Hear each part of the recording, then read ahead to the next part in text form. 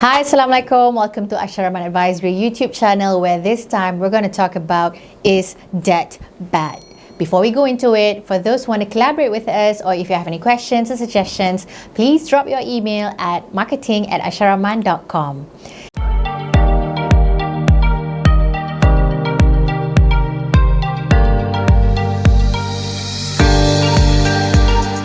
It is still within the Raya period, and I'm sure you have raked in either money from the Raya of your kids, or you have also raked in hutang, or you may also have been depleting your savings. So which one? Doesn't matter, because we're all financially, in a way, affected sikit lah. Sebab apa? Because Raya this time, there are so many unaccrued expenses, such as tiba-tiba buat open house, tiba-tiba kena pergi open house. Sebab apa? Sebab boleh, dik. So is debt bad? If we think that debt is bad, we are subconsciously and unintentionally programming ourselves, because we think that debt is bad, therefore I am bad. And that is why time and again, when we get comments or survey answers, our women community would tell us, I want to get out of debt, because for me, financial freedom is about getting out of debt. I totally disagree, because if you can afford it, you can have debt. Debt is not bad. What's bad is your inability to pay it off on time, or getting debt that is not within your means because it was available at that point of time, especially for government officers, because before Raya you would be such a good target for banks to target you, to allow and enable you to borrow from them in such a large sum. I'm so used to hearing from government officers, oh, I borrow 100,000, 200,000, and the rate is really good because I'm a government officer, right? But just because the rates are good, just because you are a government officer, why are you putting in yourself where you don't even need the debt to begin with? Or maybe what you needed was the smallest sum, but just because you can max it out, you decided that you want to max it out, and then you YOLO, right? Suddenly, tak mampu nak bayar. So how now, brown cow? I think the problem here is that we are not taught to look into our debt the same way we are taught to want to grow our wealth and our money and assets. Debt is a very uncomfortable conversation with anyone, because dia macam buka aib, right? And debt is something personal too. Let me tell you a story. When my husband fell into bankruptcy, and at that time I really wanted to quit the bank so that I could help him, one of the things that I had at that time was a personal financing. It was a small sum. I think it was about 30,000 left, and I had that debt because I went Euro trip, I went YOLO on my own, right? And I borrowed that personal finance so that I can go to Europe on my own. Bodoh lah, tapi tak apalah, things happen. I'm glad I went. Anyway, so point here is, when I was converting, from employment to self-employment, one of the things that I really looked into was killing off my debt, because I knew fixed income was no longer coming in, but the debt I still have to service, right, every month. So therefore, one of the decisions that I made was, and prepared before I became self-employed, was to clear off that personal financing. So one of the tips here, whether you're going to go into self-employment or you don't, you just want to make sure that you know what you don't know. List down all your debts as detailed as possible. That means, what bank? If you have mortgage, do you have MRTA? If you do, for how long? Is it MRTA or MRTT? The most funniest thing that I've heard time and again is, Aisha, I don't even know where my mortgage agreement is. Aisha, mortgage agreement and financing agreement is in the same document, is it? No, ladies, it's actually two different things. Mortgage agreement is your SMP. You punya financing is with the bank. It's two separate agreements. So by right, you should have all these two documents physical.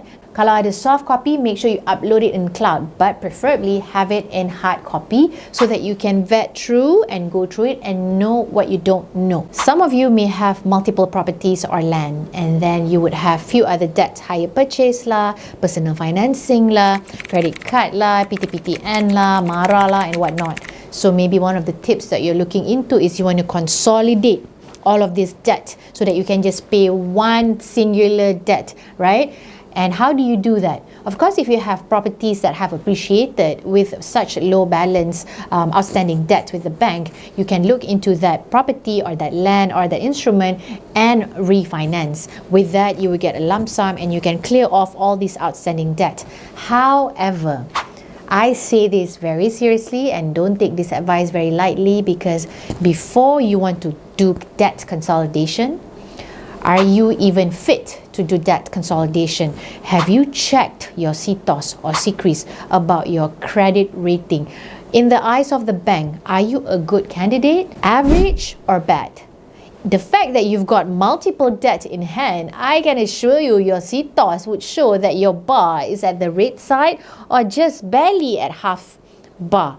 So if you're in that situation, your first task is not to consolidate everything, but your first task is to make sure that your credit rating can at least go beyond than half and be on the good side, towards excellent side. Banks today are very stringent when it comes to enabling new applicants to apply for loan or financing, simply because of the volatility of the current economic situation. So you can't blame the bank when they don't want to borrow to you, because they are never at fault, right? They are the banks, right? They are the sharks. The ones at fault here is ourselves, because we never took control of our debt. So the first step is financial literacy. How do you gain financial literacy? You can read books, you can go for webinars, you can listen to podcasts, or you can even join us at our upcoming Women Wealth Masterclass happening on 25th of May.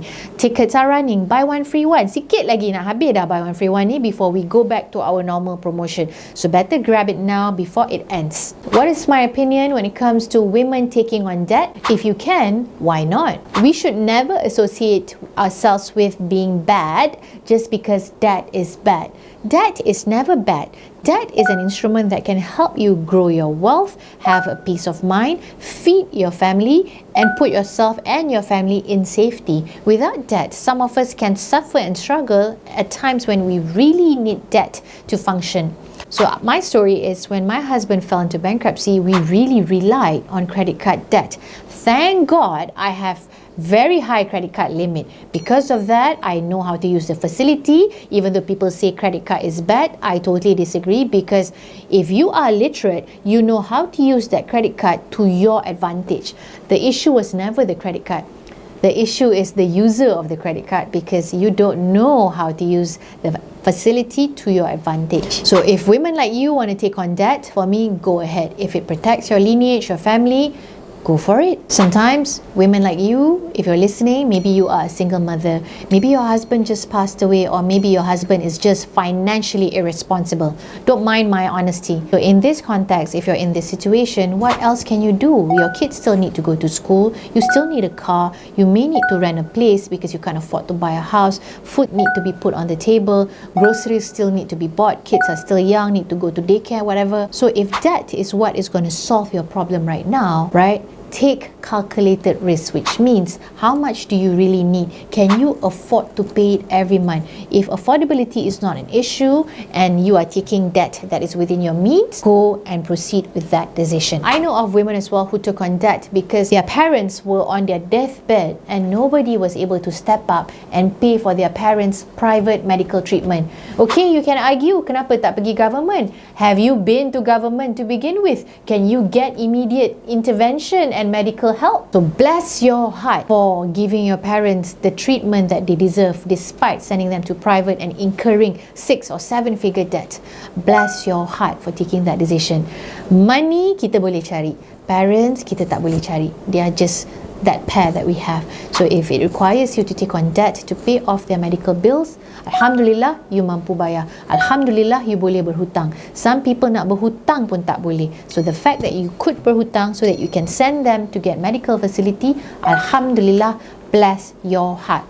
Don't count the problems, count your blessings. And being able to borrow is a form of blessing in itself. Berapa ramai orang kat luar yang have no job because they have no job, they have no payslip, they have no income tax deduction, they have no EPF contribution, and because of that, the banks think that this candidate do not deserve of any loan or financing from the bank. If you can borrow, first thing that you should say instead of complaining, be grateful. What are the potential consequences of an individual carrying high level of debt, and how would this impact not just the individual's lives but everybody around them? Let's talk about it. See, debt is a shameful thing. If you missed our previous episode at last week, go back and check it out, because I spoke about the 2 primary emotions when it comes to financial planning, including debt. They are guilt and shame. So when it comes to an individual having higher level of debt than the usual threshold, shame is usually associated with this person because why am I so bad to have so much debt? That could be the internal thinking of that person. And sometimes if you are an introvert, if you're someone who's very reserved and private, you may not find it normal for you to speak up and talk about it to the right party. Of course, you're traumatized. You've been telling your husband, sister, sibling, friend, suddenly everybody knows about it. Therefore, you become even more reserved. You feel like you can fix the situation on your own. But then some of you pula, you tend to sweep it under the carpet, thinking that financial problems will solve itself. Then, no je, dah dapat surat bank. No je, dah bankrupt. You don't want to get there. Therefore, when it comes to having higher level of threshold, the worst case scenario is work with the right parties. But if you can manage it on your own, it is always about the relationship between income and expenses. This is like a seesaw, right? Expenses can also mean your debt is part of your expenses. And sometimes our expenses are higher because our income is lower. If you do not want to get help, then your main responsibility right now is to tilt the seesaw immediately and find more income so that you can pay off the debt. Right? Never ever take the route of investing to clear off your debt, because investing and stocks trading, these are two separate things. Investing means you stay put and you invest and you let it grow for a period of time, whereas stocks trading is something active where you do it daily. Masuk market pagi, keluar petang, take profit. But it's not profits every day. There are hits and misses sometimes. If you don't control your risk, you don't control your urge, you don't control your nafsu, sometimes you can lose it all. I have lost it all. So I understand this topic very, very well. So if you don't want to get help, you can't find any means to increase your income, then what do you want actually? What is it that you're striving for? Are you a headless chicken with this very big vision, wanting to clear your debt, but refusing help, refusing the capacity and ability to want to take action? There's no such thing lah. So basically, when it comes to financial planning and literacy, you have to take action on your own. Nobody's going to come to save you. You are going to save yourself. It starts today. If you don't know where to start, then you have us here at Aisyah Rahman Advisory. Tak salah kalau you expose yourself to kelas kewangan. We are hosting our financial literacy largest women-only seminar on 25th of May at Bentley Music Auditorium for one whole day from 8:30 a.m. till 5 p.m. where we're going to talk about all things financial literacy by women like us, for women like you. Apa kata you buy this gift for yourself? You dah pusing, don't know where else to go, right, when it comes to your financial situation? Why don't you try? Trust yourself. Come to our Women Wealth Masterclass and together we will talk about it. Ask me questions on that day. See if I can answer that question. If I can't, I'll do my best to point you towards the direction that you should go to. Take a chance on yourself, because I am more than happy to want to be there for you together with my team and our crew. Ladies, invest in yourself. That is the best investment that will pay the highest return of investment from here to the hereafter. On 25th of May, we're going to talk about debt management, how to protect yourself financially. Quote lah, ada kejadian tak handsome tak berjanji kaya.